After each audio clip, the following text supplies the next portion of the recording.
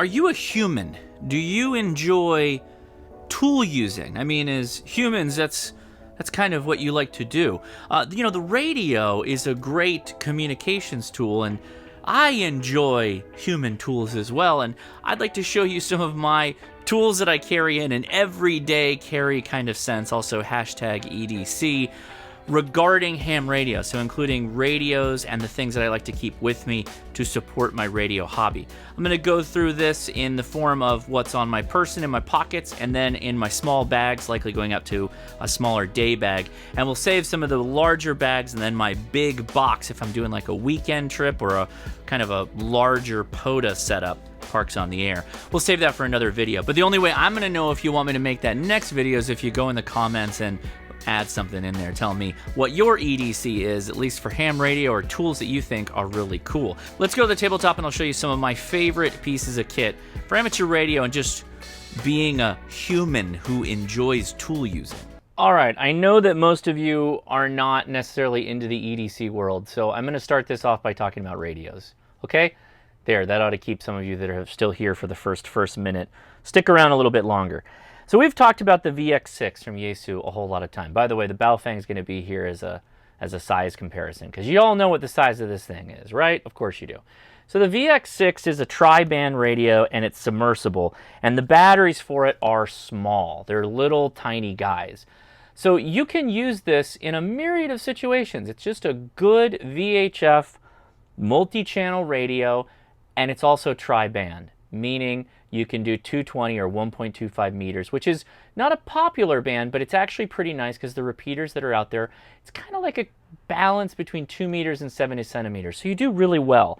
Of course, all my radios, or at least most of them, when they go on the field, they're going to have a BNC adapter. Almost everything has a BNC adapter. That way, when I grab any other radio, or I get in a car with a mag mount or a mobile antenna, I swap it out, and now I've got a much better antenna, this Signal Stuff Signal Stick. Mind you, links are going to be in the description for all this stuff, so I do highly recommend you check it out. But I realized when I was making this video, or videos on the VX6, I didn't include the thing that makes this one of the best EDC options, and we really got to take some time here, okay? I'm a backpack wearer. On most days when I'm not at work, I have a backpack when I go out of town, out the door. I carry a backpack with me. Number of things for first aid, which we'll talk about, and just cameras and radios and everything I'm doing. Backpacks are great. The problem I have with backpack, at least for radio, is the most convenient place to put it is on these little strappy things, right? And so you put it on here, and this is great. It's chilling. It's living its life. It's best radio life. And you're using it fine. But then you want to like actually talk on it, and you start oh, perfect example. It worked perfectly. But when you're wearing it, you start pulling on it, and it gets hooked up, and then you'll find a spot, and it comes out. Some backpacks are better. Some clips are better. This Icom is actually pretty good for that. Don't worry, we're going to talk about the ID-50 in a minute. You can see it's kind of already worn because I've been carrying this. But there's a really good solution for that the VX6 has that I don't know that many other radios really have it. And that's why it's such a winner, is this belt clip. And this thing is cheap. It's probably one of the cheapest little pieces of kit you can get for your handhelds. And it just clips in. It's locked in place now. And you got this belt clip or backpack strap clip or whatever. And how it works is, so you're chilling like this with the radio, you just turn it 180 degrees, slide it out, and it's out. Want to put it back, slam it back home, it's locked in place. I have not, to this date, flipped this and then broke the radio out unintentionally. That's never happened. Maybe some of you have, but I have not. With this, an extra battery, or what we're going to talk about when we go to a smaller little satchel bag, or even stuff you can put in a backpack, you can really keep this thing running all weekend long, really, really inexpensively. So still a fantastic radio, still highly recommended. You got the DC output on the side, which we're going to talk about in a little bit, and that cool little clip. Now, obviously, without the clip, you're not going to be doing much with this because this is just a little nubbin on the side. So VX6, still a rock star. Batteries are small, again. Ooh, good option there. Okay. So next, and the remainders are in no particular order. Let's go with the ID-50. So the ID-50 is a little bit elevated here because it's next to the Baofeng on a clip. In fact, Another thing with the Icom that's nice, you can just take the clip off, which is kind of cool. So there's the size comparison of the ID-50 versus the UV5R. This is just a good frickin' radio. It runs forever, 5-ever even. I have charged this thing once and pretty much used it all weekend. And even when I haven't used it for like a week, it doesn't self-decharge or anything like that. It's good to go. It's super easy to load this with repeaters using the D-Star Info website. You just put it on the SD card, put it on the slide, and then import it using the little menu system. So go to Menu. Under Menu, you go to Set, and you go all the way down to SD cards, import, export, import from the SD card, go to Repeater List, and there you go. I've got one for Cerritos, and I got one from the last time I was down in Utah, in Provo. It's just such a really cool radio, just for the battery alone, which is kind of wild to say that. But it also sounds really good because it's basically a very similar radio to the ID-52 and has been great for using GPS when traveling. I can just kind of keep this on me, cycle around, and I'm good to go, right? Now, downsides with these two radios is they don't have APRS, which is one of my favorite things. I think you all know that. I find that is a good little emergency radio option in addition to just having a radio on you at all times, everyday carry style, right? So that brings me to my next one, and there's going to be a video on this one, so I'm just going to hint at it right now. This thing really kind of surprised me, so I'm going to get the word on it out right now. This is the VRN76. This is made from VGC. You can get these online. Yes, this is a Chinese radio. It is USB-C. I'm not going to go into a whole lot of information here, but this is a submersible, so harken back to the VX6. This is APRS. This is a number of other features I'm not going to get into too much detail on because it'll take away from my video in the future, but this thing really impressed me. VGC is a radio brand that I have done another video on for a larger mobile radio, and if you go watch that, you might be able to pick up what this thing is going to put down, which is pretty sweet if you remember that radio review, which you should go check out if you are so inclined. This is nice, though, because it has USB-C, so you keep this thing charging, you connect it to a phone or an Android tablet for doing whatever it is you want to do on radio, programming it, etc. So expect a larger deep dive on this one, but 180 bucks, guys. This is probably the cheaper radio that's going to be on this list other than the Baofeng. Again, for EDC, right? These are EDC reasons, not just chilling with a Baofeng reasons, because chilling with a Baofeng, you're going to everyday carry a Baofeng? There's no DC connection, so you're going to have to carry extra batteries with you. That doesn't sound fun, unless that's your jam, but, you know, let's put size in perspective here. Go back to the Yaesu, right? A little bit fatter, but these are much easier to carry. Powering, keeping things charged, very important. So anyway, Baofeng, you can stay on the table. Second to last radio before we go into actually the other stuff. All right. So I've come multiple circles on the Pico APRS. I have carried the crap out of this thing. You can see it's lovingly used. The only downside to this radio is that you actually do need to take care of it. It's not going to be something you strap on the side of your backpack like the VX6. It's a little bit more dainty, right? So your batteries are not incredibly large. You're literally looking at the back of the circuit board here, and sometimes this gets lifted up a little bit. So it's a fun radio, but it deserves to be taken care of, and you really should take care of it. Altogether pretty good, though, and a lot of fun to have on you if you need to do APRS or whatever in the field. Not the best for all situations, though, what's EDC? That's having a tool on your person that you're ready at any time to be able to do the things you want to do. This is not necessarily that. Fun radio, absolutely fun, but not that great at EDC. And if you didn't expect it was going to show up, here it is. The D75 is definitely the EDC radio I've been carrying the most. I have been carrying the VRN76 a lot because I'm doing a review for it. But this guy just does everything, and so it's nice to carry.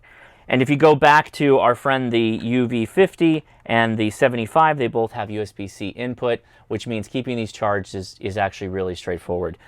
Functionality-wise, the D75 pretty much takes it, but these two radios are on the bookends of the most battery life and the least battery life. I appreciate that there's software, firmwares, and stuff like that that's out there and will be out there that will improve things, likely. Even when this is improved, this radio is just going to have a larger battery life, period. End of discussion.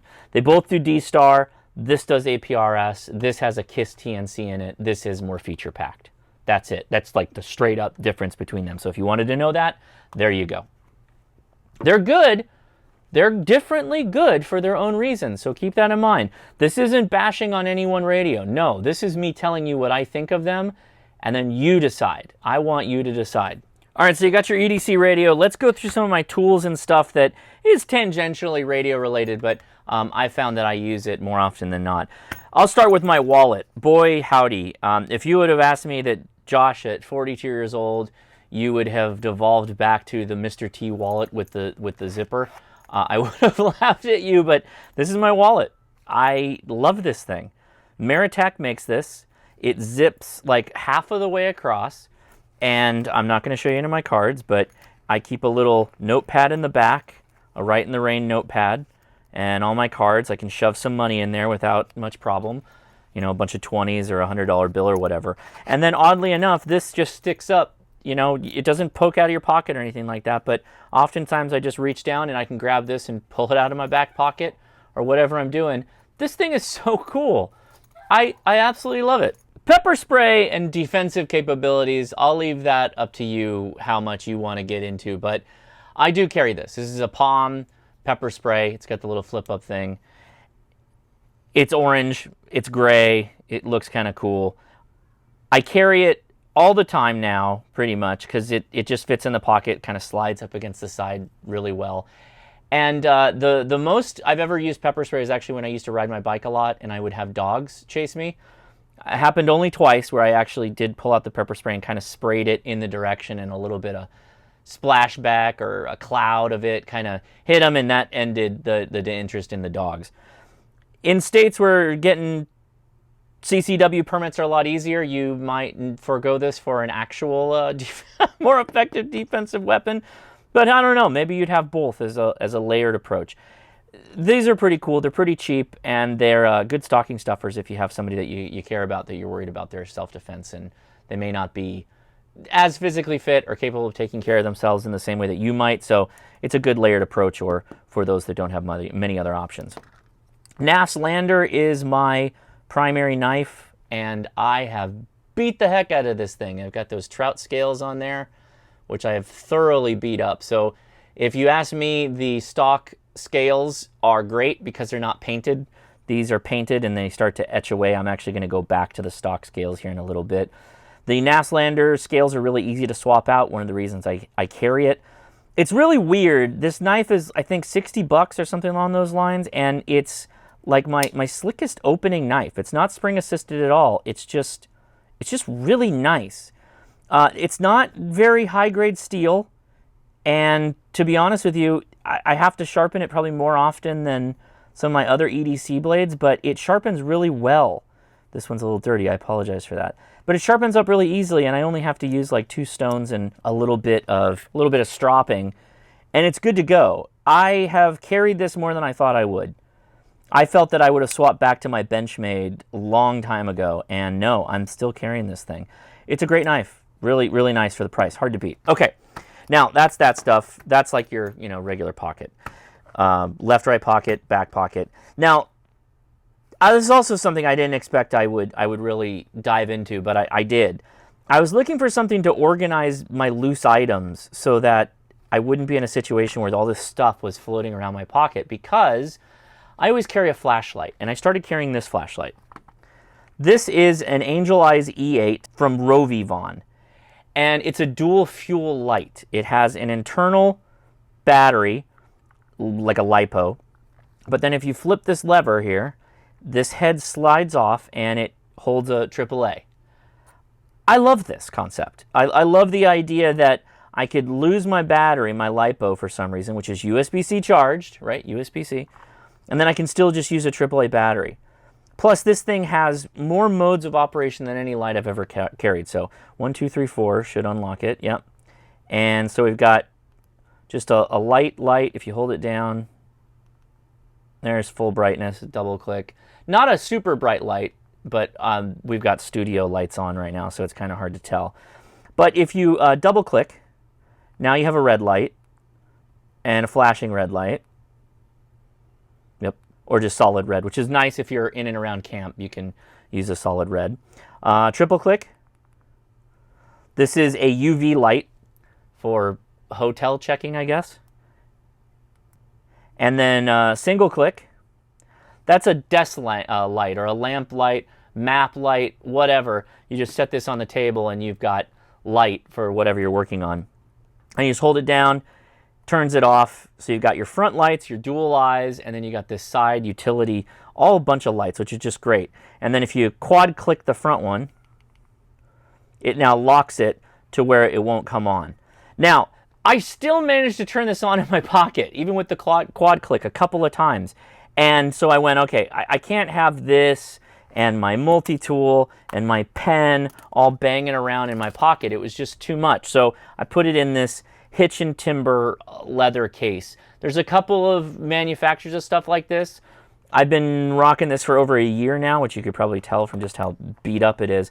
And it's been great. It kind of form fits, looks good. You can hit it with some Oben-Offs or some leather treatment occasionally just to keep it going. This is obviously the side that goes up against the inside of my my pants. This is all worn and this stuff's getting a little crusty. But anyway, good holster for that stuff. All right, Roby Vaughn's there. The Fisher Space Pen, not the flip out, flip and turn one, the postable one. This is the telescoping Fisher Space Pen. And yeah, you just pull the back, pen comes out, and it does pen things. That's it. It's simple, it's easy. I've logged a ton of contacts with this because it's always in my pocket in this little elastic sheath. And when you pull it, it opens it and you're already out and running. I do not like the original Fisher Space Pen, the postable one. You take the bit off, put it on the top. Not a fan. I always lose those for some reason. And also, I just don't like having to do the whole thing, and it sometimes gets loose, and you're trying to write, and it's coming. It bugs me, right? Personal preferences, but this thing is awesome. So that is what I use more often than not, my Fisher Space Pen. Telescoping pen.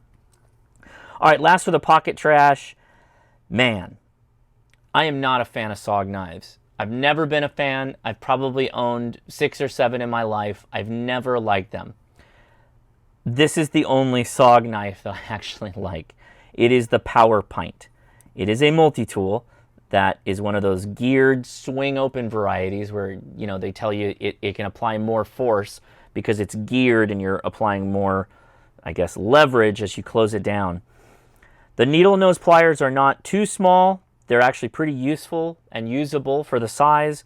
It's got a wire cutter, which I've used to strip wires in the field to actually do a coax connection with when we were soldering.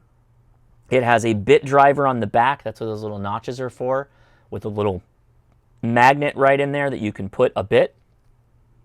And then on the flip side, if you want to, it's got kind of crimper bits right here, little bits of kind of knurled ends of the needle nose that you can bring it in and you can crimp. Is it going to be as accurate as the Power Poles crimper? Probably not. As far as tools go, it's the right way of doing a multi-tool. The hand side, the part where your hand goes, is bent over. It's not made sharp. Even these bits look sharp, but they're not.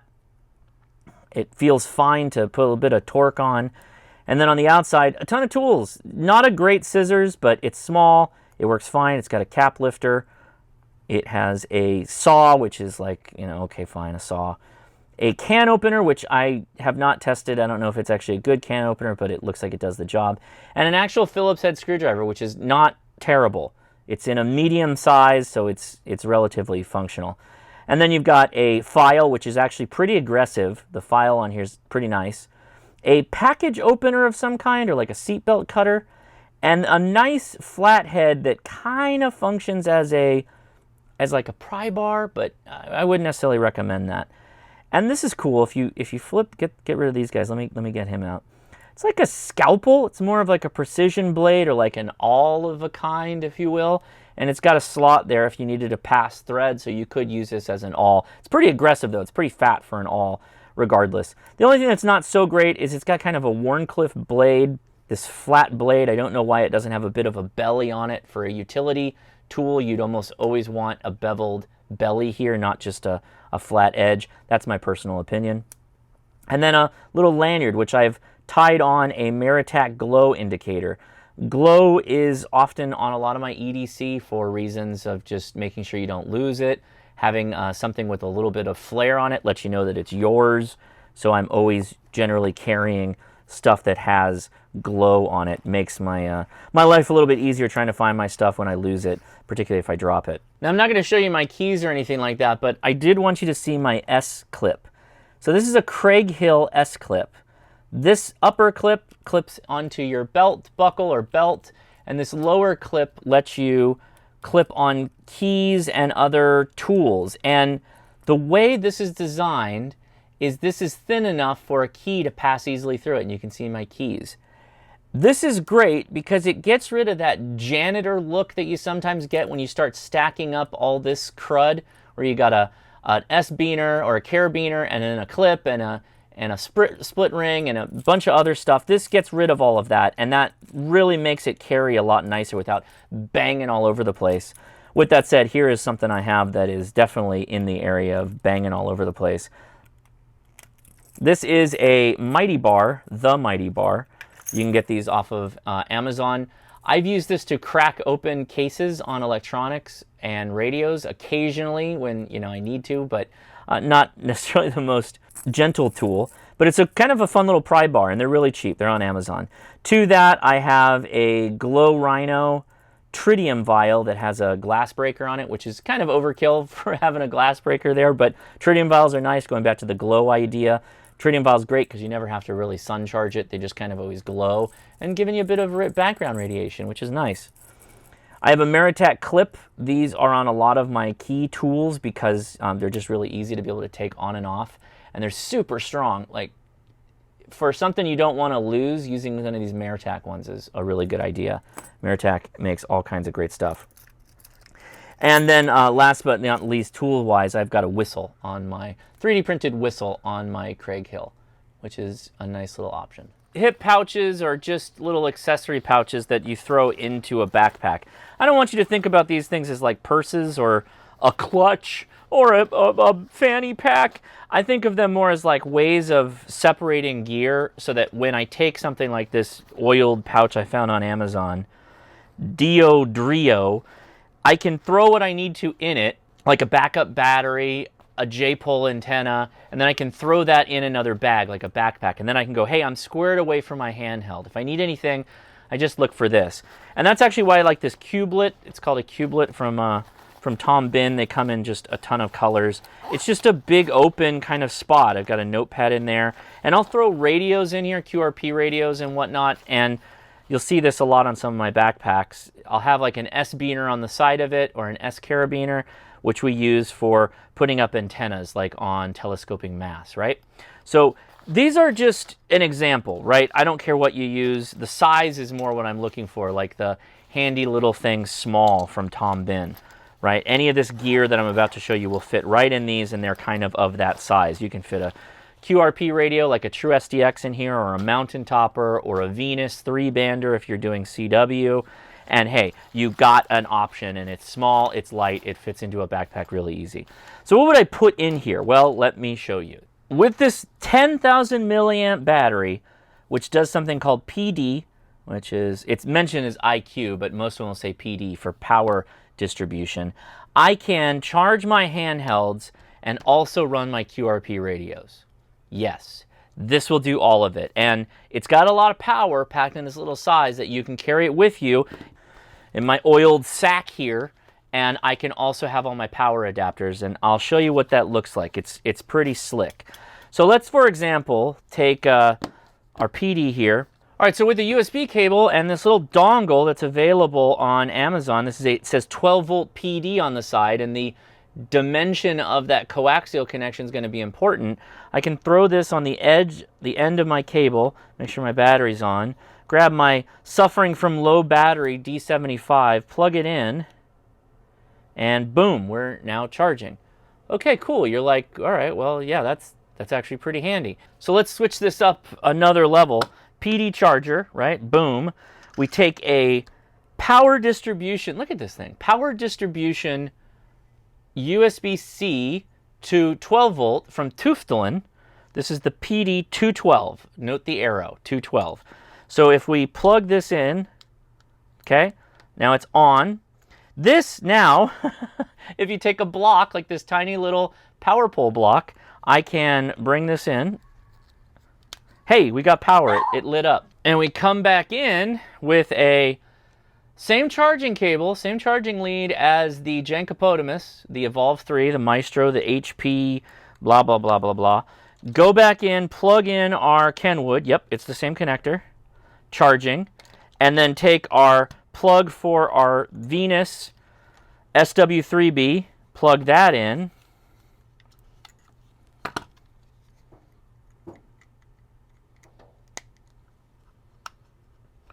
So now we are charging and running our QRP station and charging our handheld using a breakout box, which, by the way, this is a printable design that's on Printables and I believe on Thingiverse. I'll try and drop the links for all this stuff using this Tuftelin PD charger. So you go, wow, okay, cool. So let's add some more to this. Throw in your signal stick if you want. This probably lives on the radio already, or maybe you're rocking just a small little handheld antenna like this, and so you add this into your bag to give you a little bit more signal, but you're like, nah, I want something a little bit more substantial. So here is your Smiley half wave on 2 meters, right? So this can all get thrown into a little bag that you carry around your waist or around your body, or just put it in a bag and then throw it in a larger bag like your backpack. I know, for instance, that if I take my little Gossamer Gear bag, I can throw my Smiley antenna in there. I have a Soda Beams 2-meter bandpass filter in here. I can unplug all this stuff, turn my radio off, take my PD charger, just take this whole assembly, just all this stuff, just wind it up, throw it in the bag, and then also take my battery and throw it in. And there you go. I can have the radio on my belt or whatever I want to do. I might even be able to fit the whole 3-bander in here. Let's see. I haven't done this before, and this is a little raw dog for me, but that's fine. Seems to work. Boom. And there you go. Got my Long Island CW Club, my ARDC pin, my Helldivers pin, and my West Mountain Radio Power Poles pin. I've used this a lot when I go to like Hamfest. This is a great little bag. Anyway, not the point. This is just like, hey, look, there's all your power ready to go. A note about antennas, because I get asked this question a lot, is the Smiley little short stubby guy here as effective as the half wave? And the short answer is no, but the short one offers more versatility, and I'll try to explain. This is a 2-meter half wave antenna, meaning half the wavelength of 2 meters. When you fully extend this, it's pretty long, right? You're still watching, and there's the end. A long antenna. This antenna will beat the pants off of almost any handheld antenna you put on your handheld because it's a half wave. It doesn't really require the other side of an antenna and then you just holding it, being adjacent to the antenna.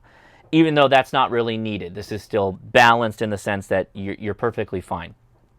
This is a quarter wave antenna, or I think it may be 5/8. Either way, the radio becomes more actively part of the antenna. This is more versatile though because this is tri-band. It's 2 meters, 1.25 meters, and 70 centimeters. And you control that by adjusting how many of the elements you pull out, making it a little bit longer until you get to the full 2 meters, which is also pretty long. So with an antenna like this, you're not going to want to like leave these on your radio and go hiking. Not a good idea. But if you pull back, you know, your oiled pouch, throw the antenna in there, take your power brick, throw it in there. Now grab all your other stuff, throw that in there, and why not also your 2-meter bandpass filter, assuming that the genders are good on the connectors. There you go. That whole thing now, you can just throw it in your backpack and you're set. You don't need anything else other than to throw your radio on your backpack and you're off and running. Makes it pretty simple. So you can just leave this packed up, charge your battery every once in a while, and you're good to go. Now recently I did talk about my Hill People SAR bag. This is a chest rig. I think this is still a really good option. It may not be your running around town bag. I did add the Hill People radio pouch, which I do keep my D75 in. That Velcros over the top. This guy comes over the top of that, and you're good to go. You can carry this whole thing around everywhere. Nothing here is really different. I didn't really change anything except I took out the 1-pound POTA radios. I have 2 of these little pouches, and I added in some just random stuff. Don't really worry about this. It's a work in progress, but that's always fun. A Burnley soda popper and matching magazine of rounds. That's probably illegal in California, right? The one thing that I did add, and I think it deserves a mention, I found these online. A lot of you are going to be pretty first aid conscious, and I definitely am. Let me get this all out of the way so I can show you better. So a cat-style tourniquet is used for large lacerations, arterial wounds of generally the leg. And they came up with this, it's not cat, it's another brand. This is Snake Staff Systems, which I believe I got this off of Amazon. So this is probably extremely painful to use because the Velcro strap is really, really narrow. But you can take this and you could stop bleeding with it. And there's an interesting part of this that I think is a bit unique in the area of tourniquets. Let me show you how this works. So let's say you have this on somebody and you start wrapping the windlass. This is called a windlass. You start wrapping it tighter and tighter and tighter. The person starts screaming in pain. But at a certain point, this part starts to get closer to this part as they're getting scrunched together, and that pops this little glow stick. That I have not seen before. It probably exists, but I haven't seen it. And then further, the windlass actually will snap into the gate there on this carabiner, and now you're kind of locked in, as well as it also has the most important thing, which is time. You need to write the time that you applied a tourniquet if you are adding one to someone to save their life. Please make sure you're doing that. And if you haven't already, make sure you go take a Stop the Bleed class, particularly if you're going to go outdoors.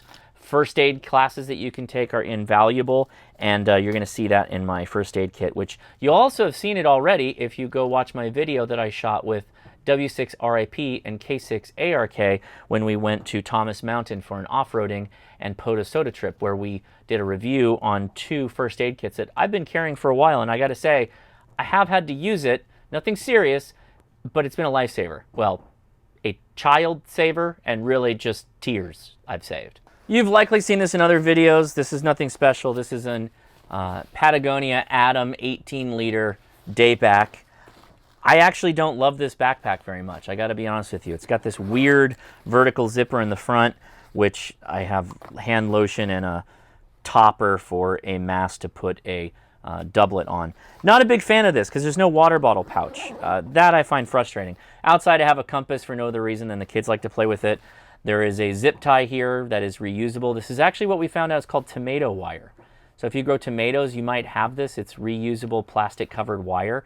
Take like 5 feet of this, bundle it up, and put it in your bag, and then just snip off ends you need when you're out doing ham radio. You will thank me. These are the best, and they're super cheap. They're like 10% the price of those Night Eyes pre-built ones. And then, of course, the S-Beaner, which I talked about. So in here, you throw anything into this, right? It's just a day bag. There's nothing special about it. I will throw in my KX2 pouch, which goes in there. I always keep a buff of some kind, like that. That's just a neck gaiter, if you will. That's a full-size cat-style tourniquet, which I generally always have on me. This one's not pre-gigged, and it pisses me off that I put it on video. Normally, if you were in a life and death situation, you try to pull this open and you can't because this time, they always put this stupid time thing over there, and then they double wrap this, which drives me insane. You got to take this out, so get it to about the size of your leg. Mine's probably a little bit bigger than that. And then bring it all back together like so, and then take it for the length, and you can usually you can get in there, fold it over once, and then that's going to do a little bit better for you. Will it open up? Yeah, it's inevitably going to start opening up on you, but that is so much better than the way they had it, trust me. Yeah, cat tourniquet, cat-style tourniquet, you get the idea. Yes, these are Chinesium. not as good as the legit ones. This is all random beach going stuff, okay? Sunblock, you don't really care about that. But yeah, down here, last item pretty much is my Refuge medical kit. This has been, I added a little glow dongle to it. I've dipped into this a few times and added things like these nampons. These are nosebleed stoppers. You shove these in your nose and it'll stop it. You just lightly press your nose around it and that'll help you out. I occasionally get like an actual vein that comes up to the surface inside my nose and will break in dry environments. And Ben started getting them, so I've been keeping them in my bag. I usually keep 3 or 4 of them. I gave one out because a kid got hit in the face and just started bleeding out of his nose like crazy. So we threw one of those on there and he was good to go. I'm not going to go through this. You can watch the video where we covered it, but I have definitely gotten into this wound bag, simple first aid pouch with all the different bandages for the many kids that have gotten hurt when I've been around them. A couple of pool parties I went to, kids were getting smacked, bumping their heads into the side of the pool.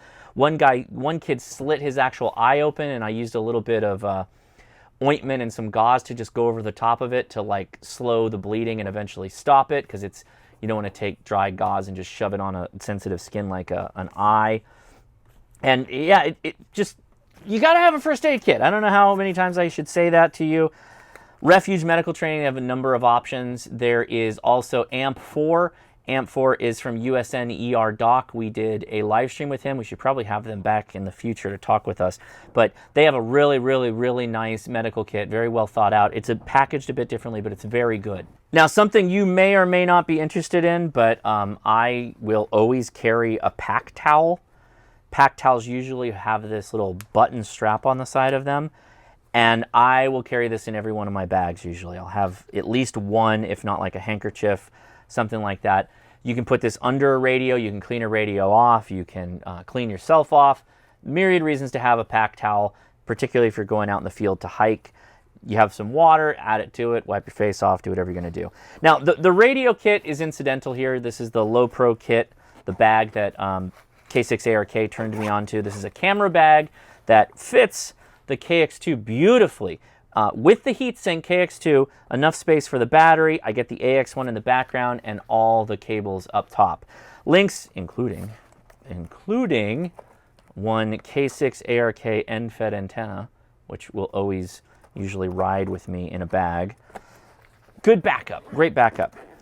But that's about it, except for one mention I gotta make, because I always get questions on it, and I wanna make sure I link to it, show everybody it, so that I can try and get in front of the future questions that I will have by just linking people to this video, to this particular time spot. My 705 goes with me a lot of places. I carry this with me on backpacking trips, in planes, trains, and automobiles, right?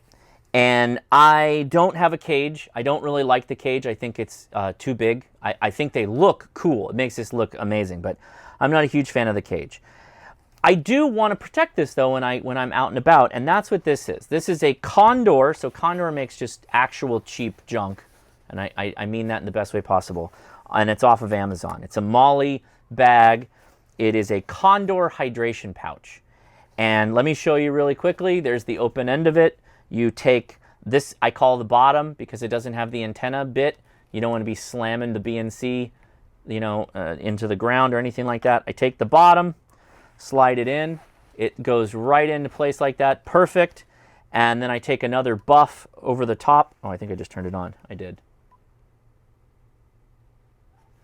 Another buff goes on the top just to take up the slack, and you close it up. And hey, look, another S-beaner. This pouch has a pocket on the outside, and that pocket is big enough to put the microphone, a USB cable with a clamp-on ferrite, a Morse code key, assuming it's a small one, and the power cord. You can get it all in here. It's a tight fit, but it will fit. The only thing to keep in mind is if you put it down with the VFO first in the pouch, the 705, you will likely need to put the radio in, then put all the accessories in, because they're going to get caught on that VFO wheel there at the bottom. There you go. There's your pro tip for the evening. Before I even got into amateur radio, I was in the Scouts, then called the Boy Scouts, And I always carried a pocket knife. It was one of my most favorite things ever, and I still always carry at least a knife, usually a straight blade of some kind, and then a multi-tool along those lines. So I am not kidding when I say I would love to hear your feedback on what your favorite tools are and what you carry in the comments below, because I'm kind of a gearaholic in addition to a radio purchasing aholic. So really appreciate all your feedback. Thanks so much for watching. 73 from me, Josh, KI6NAZ.